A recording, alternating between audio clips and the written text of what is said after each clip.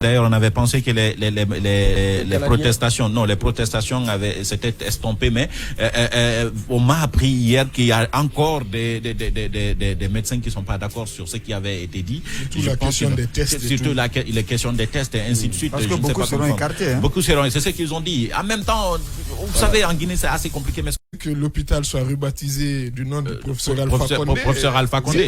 C'est possible, ça. C'est possible. Je pense que vous avez vu un acte aller dans oui, mais c'est comme lui-même a rebaptisé le stade qui avait commencé l'un de ses prédécesseurs et que pour lui donner du crédit. Oui, mais le contexte n'est pas le même. Alpha Condé n'a pas fait un coup d'État à Lansana Conté. Mais ici, c'est le coup d'État direct. Alpha Condé, sa situation n'est pas encore réglée en fait, parce qu'il n'oublie pas qu'il est en convalescence. S'il y avait un autre concept au-delà de celui du coup d'État, moi je l'aurais employé. Donc c'est pas un coup d'État. Je reste encore sur moi. On en parlera le 5 septembre. Alors, est-ce que ça peut constituer un coup de com' à l'acquis du colonel au cas où? Mais d'un point de vue communicationnel, je pense que le colonel est en train de réussir sur plusieurs pans. Un projet qui était à l'arrêt, qui est accéléré et finalement qui est finalisé. Ben, moi, je pense que d'un point de vue communicationnel, il est en train de réussir, pas seulement dans le cadre du projet de Donka, il est en train de réussir beaucoup de choses, beaucoup de projets, certes qui avaient été initiés par Alpha, mais qui ont connu une sorte de ralentissement, mais que lui, en tant que chef de la junte, est en train de se bouger pour les achever. Donc, parce qu'on sait qu'aujourd'hui, la lutte se pose au niveau des 36 mois de la transition. Oui. Et les arguments, les contre-arguments du CNRD, c'est de dire effectivement qu'on n'a pas à faire tous à 36 mois au pouvoir. Il n'y a pas 3 ans au pouvoir parce que ce qu'on devrait faire, c'est les élections et puis retourner au pouvoir. Mais est-ce que, par exemple, l'inauguration de l'hôpital de Donka, dans l'opinion, ne pourrait pas dire, finalement, donc ils travaillent, donc ils peuvent rester? Non, attention. Attention. Je pense que les engagements pris parce qu'après on a vu ça ici en réalité. Les engagements pris par la junte dès les premières heures devront être respectés.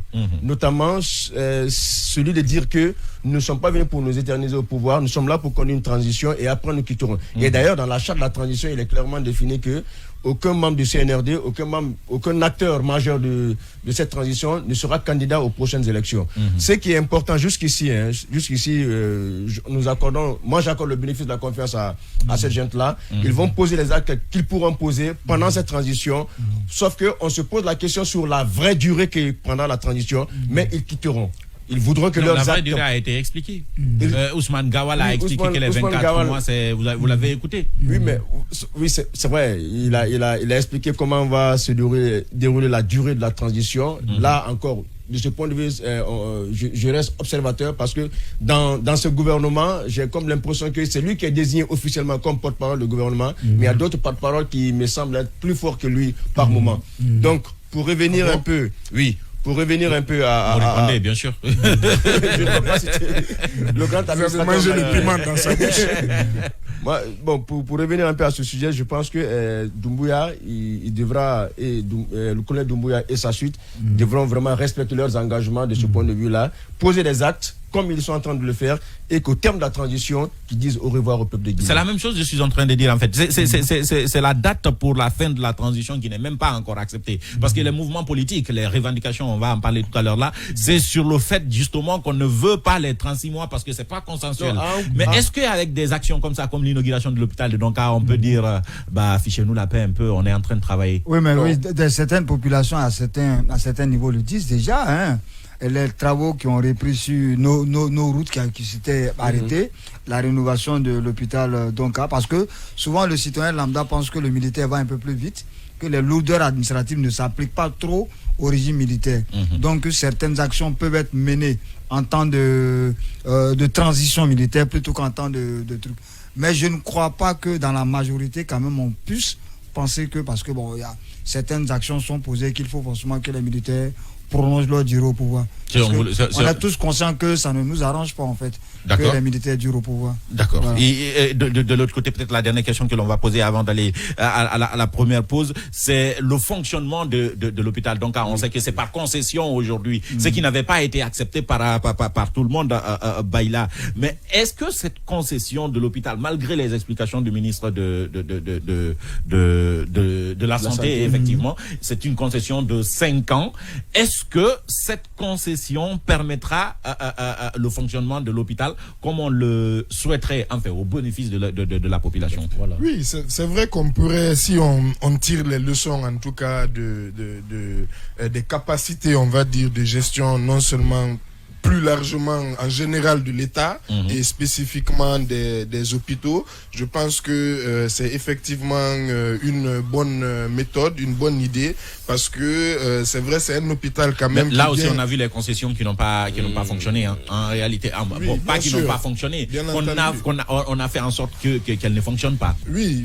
Il y a eu, par exemple, je ne sais pas si vous pensez, par exemple, dernièrement à EDG, avec la gestion qui avait été confiée à Veolia. Ça n'a pas forcément eu beaucoup d'impact, mais la question est-ce que avec ces nouvelles technologies, ces équipements et ce nouveau paradigme, est-ce que on pouvait gérer nous-mêmes l'hôpital? Je pense qu'il y avait des difficultés à ce niveau. Moi personnellement, je pense qu'à la base, ce que j'ai appris, c'est que de base, ça devait même pas être une concession, ça devait être les Cubains qui venaient former pendant moins de 5 ans les Guinéens. Oui. Mais ça a changé entre temps. Parce que maintenant ce sont des Canadiens. Voilà, maintenant ce sont des Canadiens.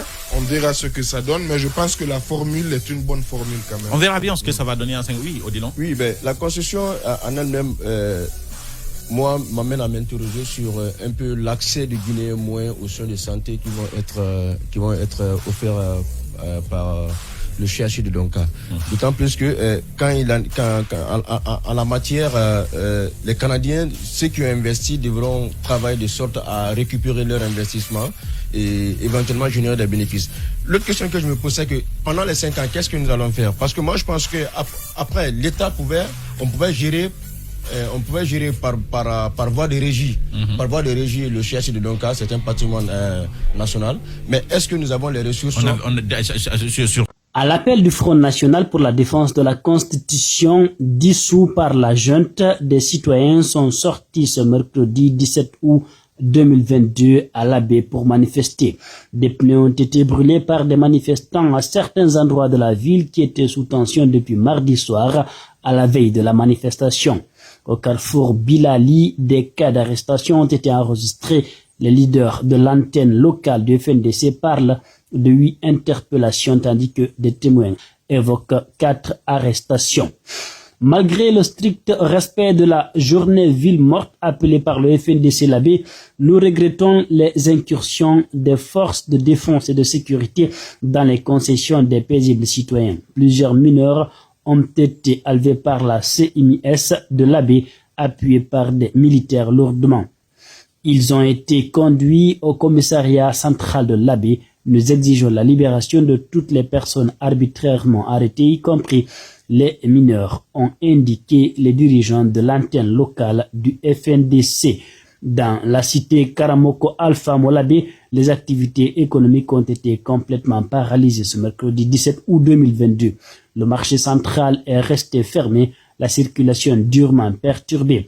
Des véhicules de la police, de la gendarmerie sont visibles, ça et là, au niveau des grands carrefours de la ville, selon une dépêche de Tierno Oumar Tunkara pour africaguinée.com depuis l'Abbé.